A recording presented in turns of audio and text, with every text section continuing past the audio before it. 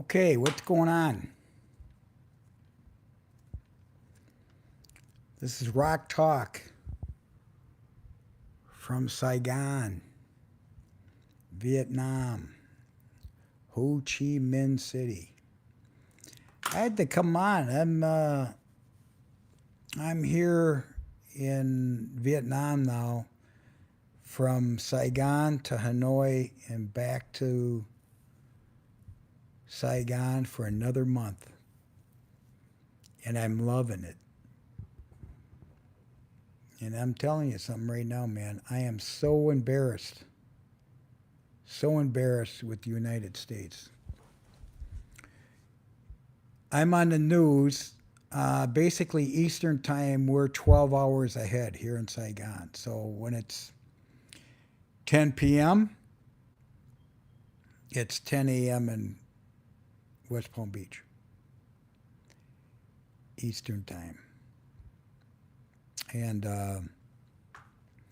I watch the BBC, I watch whatever news at night, what's going on. Of course, I watch the investments. But this news coming out of Minnesota, man, oh my God.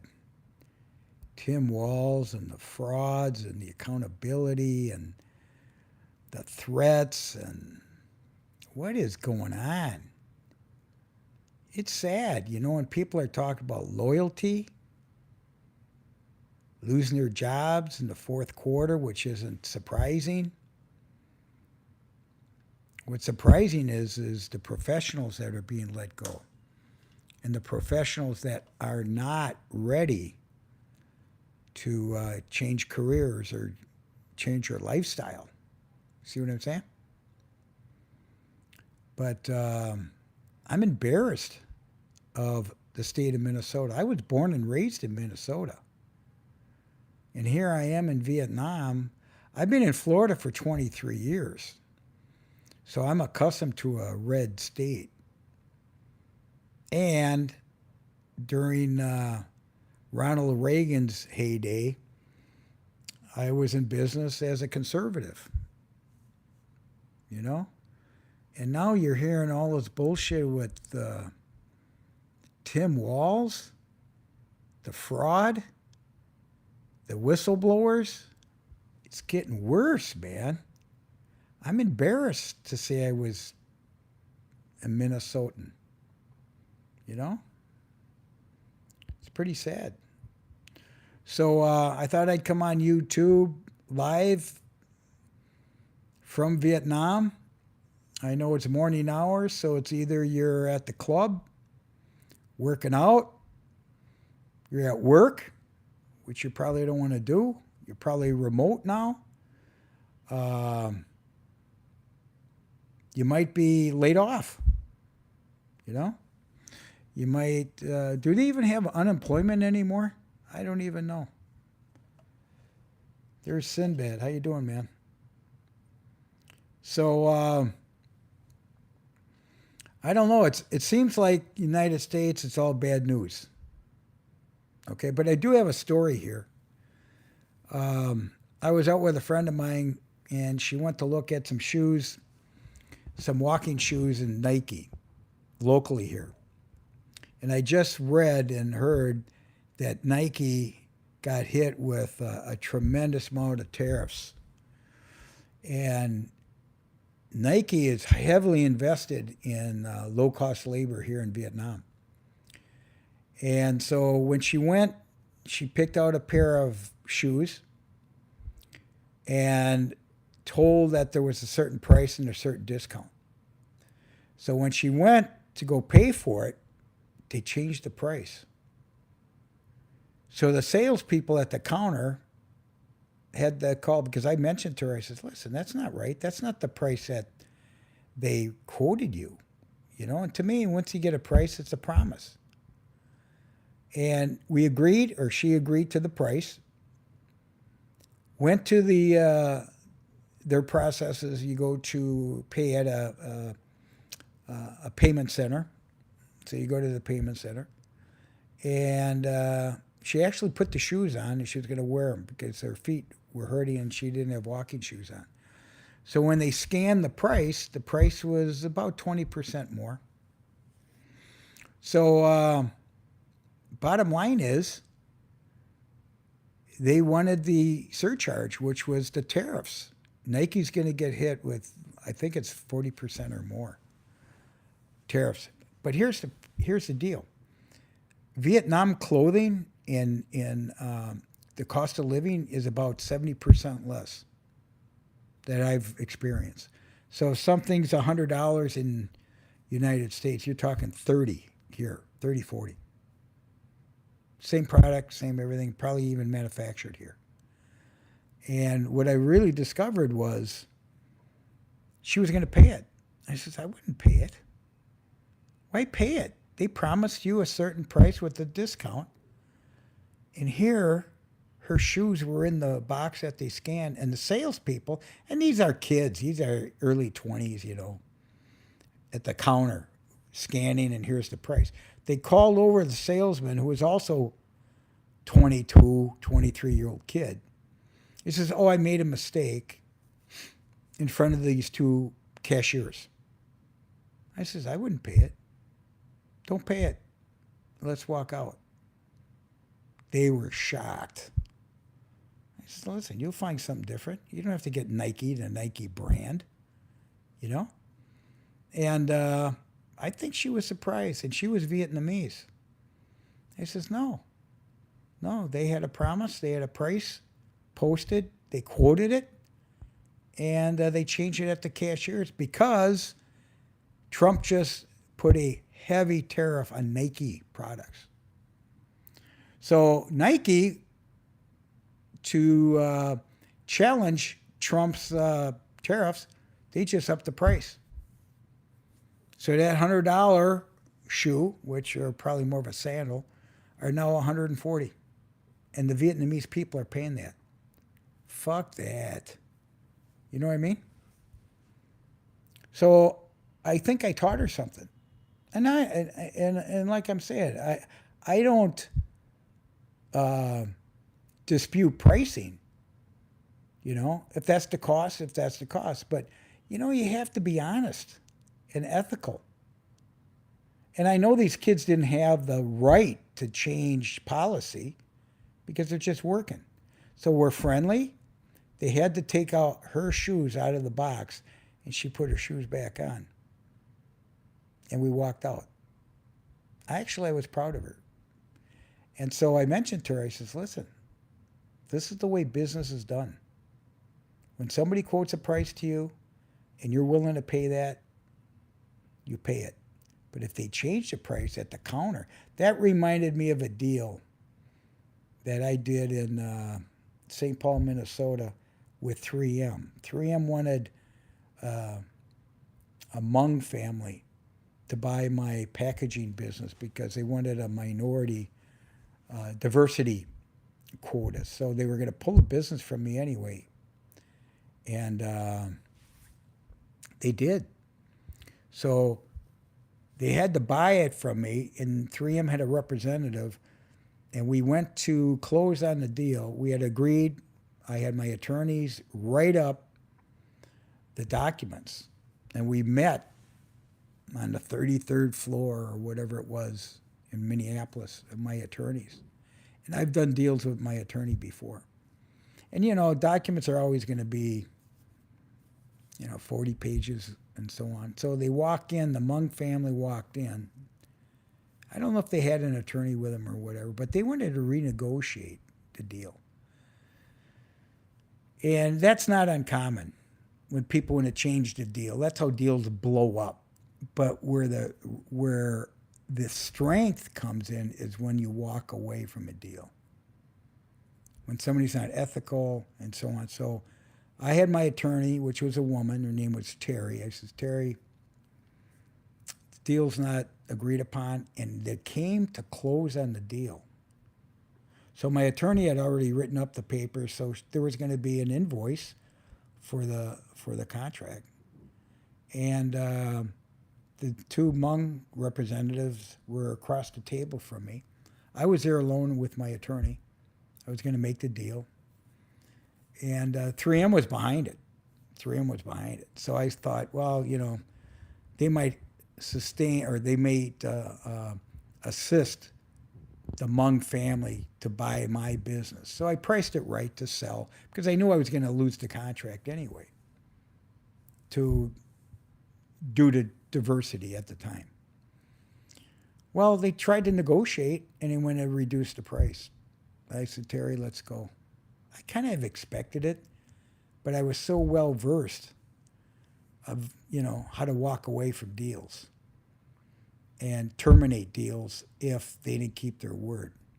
So my experience taught me to always put a termination agreement in a contract, an exit, and like my business attorney, his name is Andy out of Minneapolis, he said the same thing. He goes, Rock, contracts are created and developed and written to go to litigation so you could defend them. That taught me something too. In other words, it could happen, People don't keep contracts. It's like a marriage. You get a marriage license, you get a prenup, go to the church, get a religious marriage, a state marriage, and guess what? People get divorced 50 to 70% of the time. I've been through that too. And I had a prenup, and it didn't mean shit. So be ready to negotiate because contracts are broken all the time. And you see what's going on with the government? I'm from Minnesota. Look what's going on in Minnesota. Unbelievable. I'm ashamed. And I'm ashamed to be a Minnesotan under Tim Walz. I was actually thinking about moving back to Minnesota for half the year because I have grandkids there and I want to see the kids grow, play sports and that during the spring and summer months. And now I'm in Vietnam for 3 months to evaluate if I want to move here to be a snowbird 6 months out of the year in Vietnam. I've been in Florida for 23 years. And it's time. It's time for me to leave. Sell my condo. As soon as I sell my condo, I've made my decision. If I don't sell it, I'm going to rent it. And my plan is I'm 80%. What should I say? I'm 80% sure that I'm going to relocate to Vietnam, Saigon, which is Ho Chi Minh City. So we got a couple people here. Okay. Ciao. All right. So I've decided to come on YouTube Live. My live is growing. My Twitter is growing. My TikTok is very strong. So, but YouTube is kind of a unique situation. There's a lot of technical people, the know-how and technical stuff and giving advice and so on. I don't give advice. I give lessons. Here's my experience. This is what I did. Be careful. Here's dating in your 50s on up. Here's divorce, 50 on up. Here's entrepreneurship. I've written a lot of articles. I've been in business for 50 years. You see? So YouTube is actually pretty good. I go on YouTube quite a bit. I go on Chat GPT a lot, every day probably, and get some good advice. Especially if I need some assistance, like when you're traveling, like I'm in Saigon. I said, listen, I had a tooth, a cap fell off. So I went on Chat and they told me where to go. And I went down to the concierge. They know who they were. I went. Fantastic. And just so you know, I would say, besides the cleanliness, besides the youth, besides the technology that was there, besides the cleanliness, and it was actually like a clinic. I mean, it was big. And I even asked, I said, is this privately held? He says, no, no, it's a clinic. It's owned by a private equity slash family office out of Canada. And the prices were unbelievable. They were about 30% or less than they would be in Minnesota or Florida, where I go to dentistry. Here's my bill.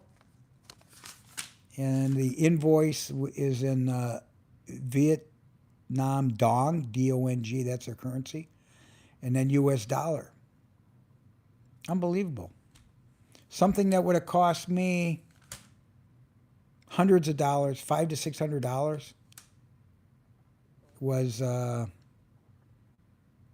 so far, and this is 4 visits. 4 visits. 2 hours to 3 hours was today, cleaning and stuff. And by the way, their cleaning was even better. It was all done with technology. It wasn't a human being doing this stuff. No, they got all this equipment. I believe that the United States is so entrepreneurial. Dentistry is like one man, two man, so on. Private equity is buying them. And guess what? They don't have the technology. They don't want to invest in the technology. They don't want to invest in the people, the talent. And I learned a lot from the dentist. She was young. She was like 33. They start their dental school right out of high school. So when they commit to like our industry, I should say our education is, you get a 4-year undergrad, then you get a specialty like dentistry, DDS or something. It's another 2 years minimum. Probably what, $500,000 today, maybe more? In Vietnam, you could declare in high school your freshman year and you go to school for 6 years. And the government will assist you because they're looking for dentists. They're looking for doctors.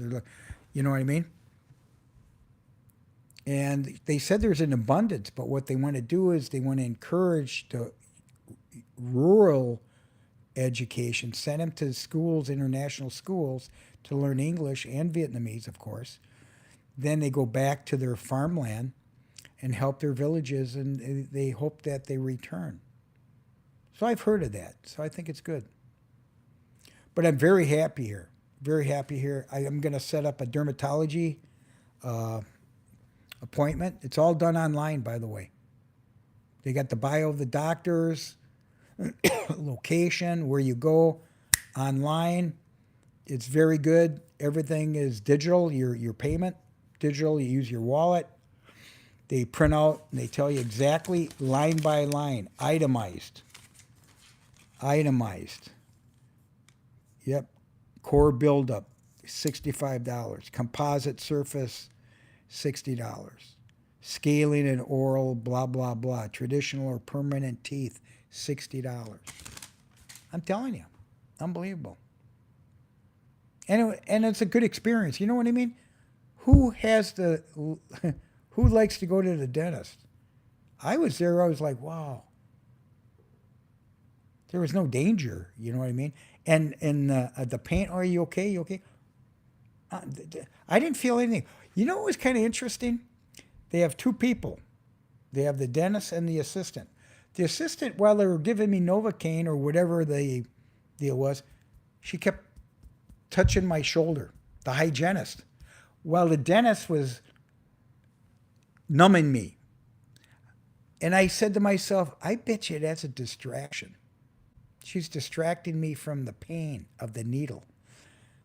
I don't even know if it's the needle. I thought it was some type of gel. And they used like a Q-tip, you know? And there was no pain. So I says, why was she tapping my shoulder? It's a distraction in broken English. And it is. It was. Because that's what I was thinking about. Wasn't thinking about getting the pain. The Novocaine. It was cool. So anyway, I thought I'd give you an update of, it's been a month of traveling from Saigon up to Hanoi and back. I went to see the highlights. I went on a tour for 2 weeks. I met other people. I wanted to get a feel of Vietnam, what I wanted to do, just not my friends. But Saigon and Ho Chi Minh is very westernized. There's a lot of expats here.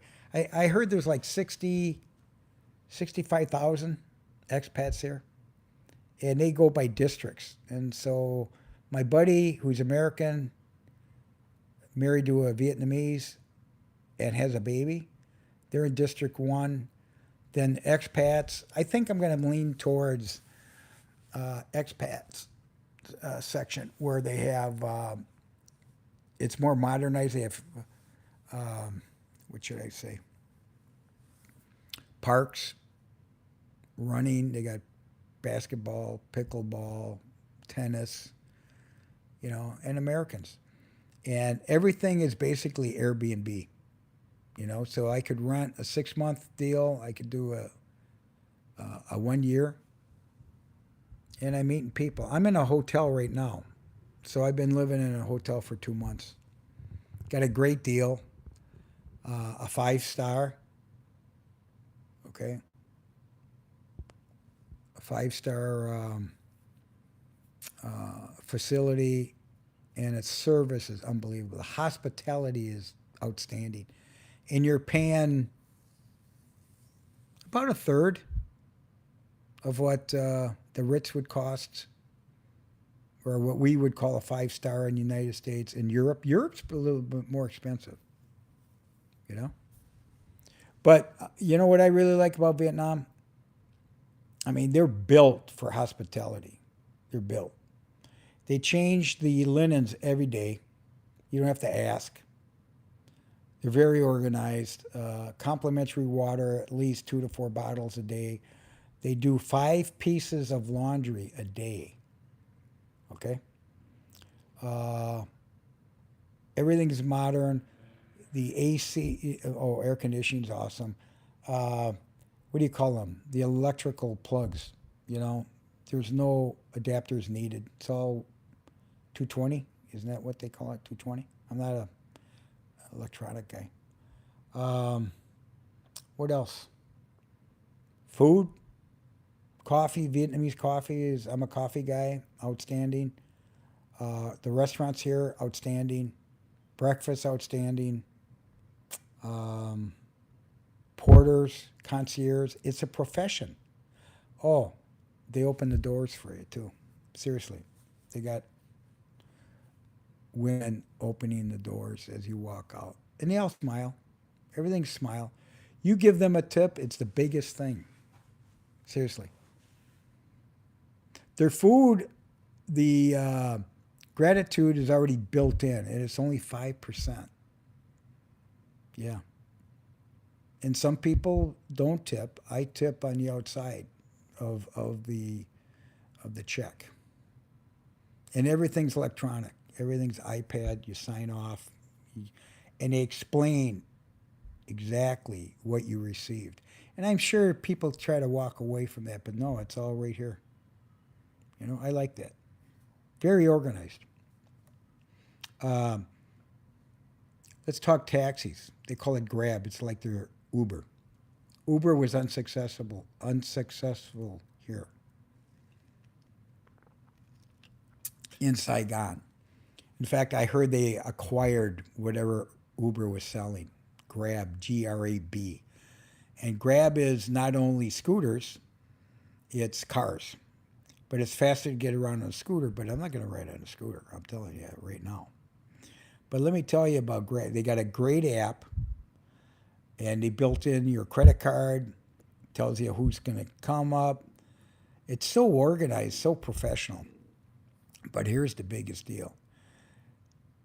We're talking $1, $2, maybe $4. $4 is a half-hour drive. I mean, you would think airport, I think my airport ride to here in a SUV, high-end SUV, was $20, I think. Yeah. Where you go, Minneapolis, St. Paul, or whatever, it's $50, $60, right? So you always tip well. And it's a thank you, thank you, thank you. Not too many people know English under grab, but hotels, very good English. Very good English. So that's a wonderful thing, too. So that's kind of my routine: coffee, fitness, appointments, whatever that is, going on a few dates. That's a lot of fun. I'm on a dating app, but I'm at the point now where I'm pretty, very pleased with the Vietnamese women. Yeah. You put your profile out there, and I'm one of the older guys, of course. I'm in my 70s, but you could get, you have to decide what you're interested in. You know what I mean? What type of person. But what I like about the Vietnamese family is they're really family based. It's all about their families. They don't really talk about the war. In fact, they call it the American War here. We call it the Vietnam War. They call it the American War. But there's a lot of forgiveness. There's a beautiful museum here. I was brought up in the 70s in high school, and that, so I had a pretty good idea of Kissinger. But once you go through that museum, it's all about the damage and the tragedies and the killing and the Agent Orange was a big deal. And where are they now? I ran into people that their fathers were American and their mothers were Vietnamese. Yeah, but there's a charity out there called Dove, DOVE. It's let me see here, Development of Vietnam Endeavors. So I got involved with them, and they have special projects such as eyewear, teeth for kids. They build schools for 25 years. They've built a school almost every year. And what else? Agent Orange, victims. That's big. So there's a lot of beautiful things, and I got involved with them. And you know what's really cool is for $200,000, that builds a two-story school. Yeah, it's unbelievable. And these are Vietnam vets that are expressing their gratitude and um, asking for what I would say forgiveness, the compassion, the empathy of what they did when they fought. It wasn't right. It wasn't right. And now these guys are, 70s. I was not drafted. I was 1973. I graduated high school. Nixon discontinued the draft in January of 73. I graduated May of 73. So I was never drafted. My brother served in Vietnam as a printer, wasn't in battle. And, in the United States, we call it the poor man's war. Why? Because the uh, the politicians only brought in the non-college kids, or they are underprivileged, or kids that didn't know any better, and they would go into the army. It was sad, man. Bad shit. So that's kind of what I'm talking about. Somebody brought up the dentist. Yeah, dentist is unbelievable. And here's the thing that I notice: they are so passionate about your teeth. And look at the cleanliness. Yeah, they blew all this shit out. I had stains. I had stains from all the coffee I drink. Uh huh. I couldn't believe it.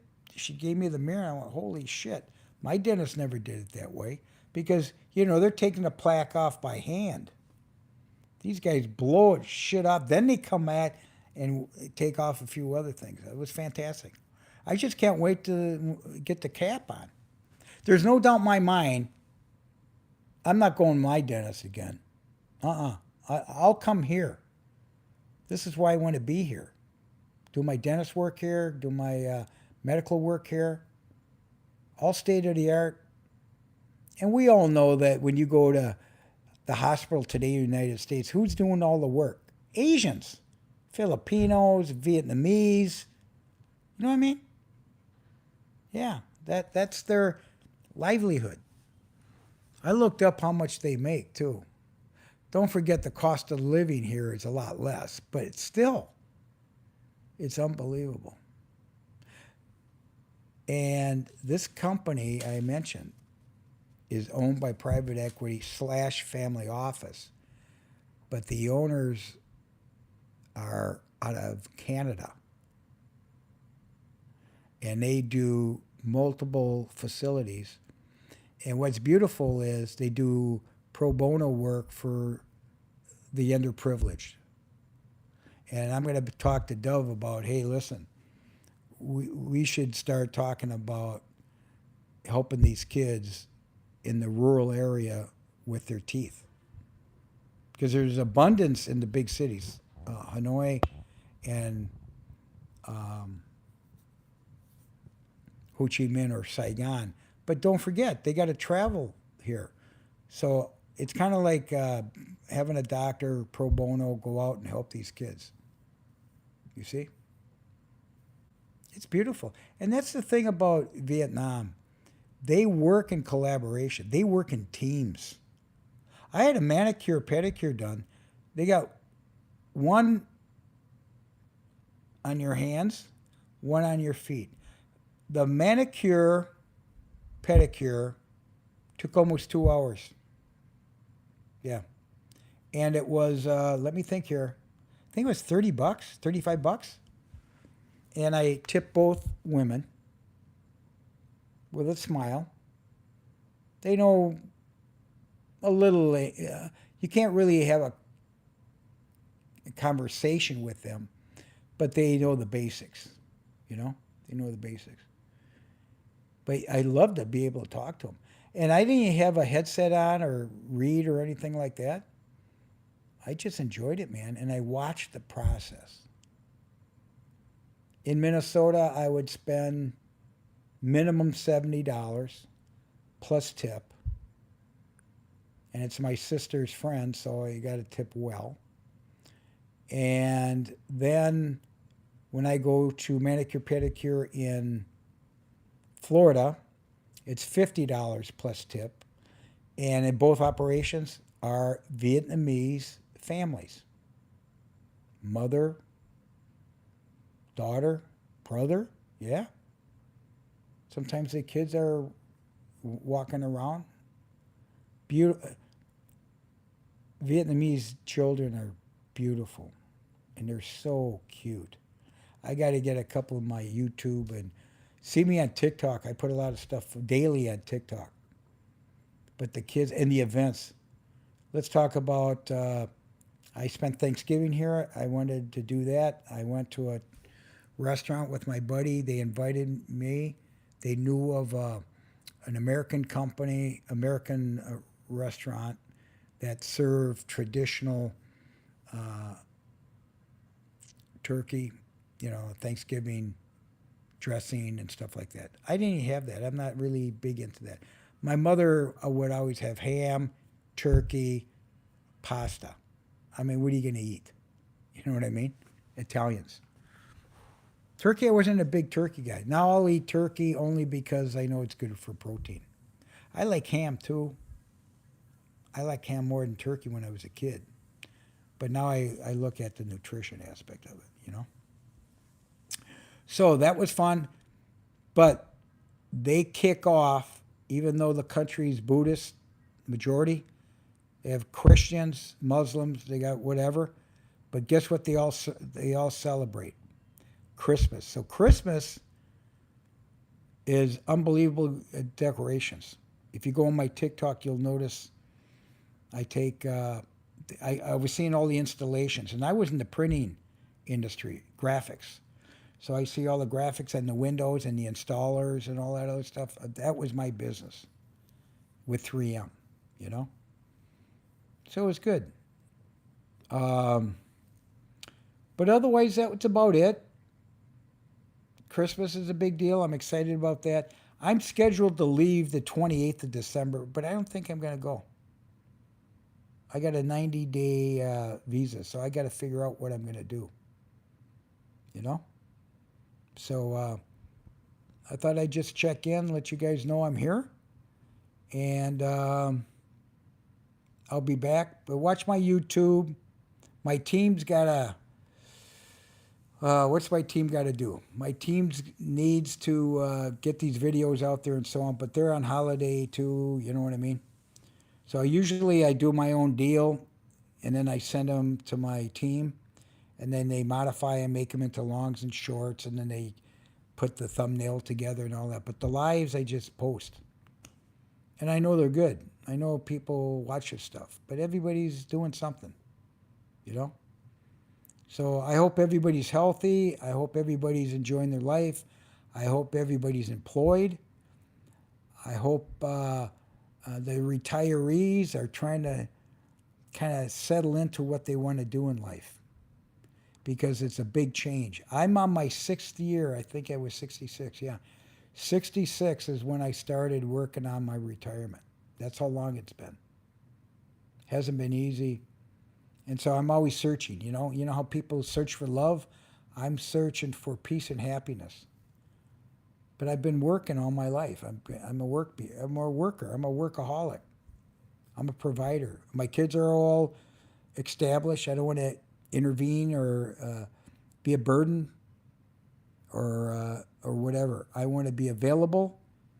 And with the technology of today, with WhatsApp and FaceTime and all this, it's all good stuff. So anyway, I'm going to check out now. I'll see everybody. Go on my YouTube, go on my TikTok, go on my Twitter, and you'll track me down. Okay? All right. I'm going to exit. Have a good day. Here's my 20th floor at the Sheraton in Ho Chi Minh, and look at the colors. I mean, it's a combination of New York, downtown, Las Vegas, but here's the key. It's safe. It's safe. There's no guns, no drugs that I know of. No, what else is? You know, people that not too many people smoke here. I would think that smoking was big because I've traveled more or less the world, and you know, Europe and the United States. There's still a lot of smokers. I've only saw one smoker, only one, and it's a woman on top of it.